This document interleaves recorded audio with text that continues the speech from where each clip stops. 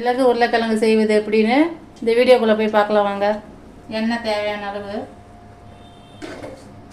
காய்ச்சி இப்போ கடுகு கொஞ்சம் போட்டுக்கலாம். வெங்காயம் கருவேப்பிலை போட்டுக்கலாம். மஞ்சள்தூள் நல்லா வணக்கிக்கலாம். தேவையான அளவு உப்பு, உருளைக்கிழங்கு கொட்டிக்கலாம். கொஞ்சம் பெருங்காயத்தூள், மிளகுத்தூள், வேற எந்த காரமும் போட தேவையில்லை. இந்த மிளகுல இருக்கிற காரமே போதும். பிடிக்காது, வாய் விழுந்தாலும் நல்லா இதாகிடும். அதனால மிளகு உருளைக்கிழங்கு வறுவல்.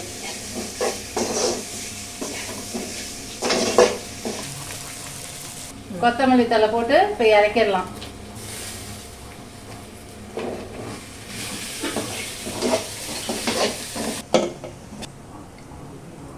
உருளைக்கிழங்கு வறுவல் ரெடி ஆயிடுச்சு.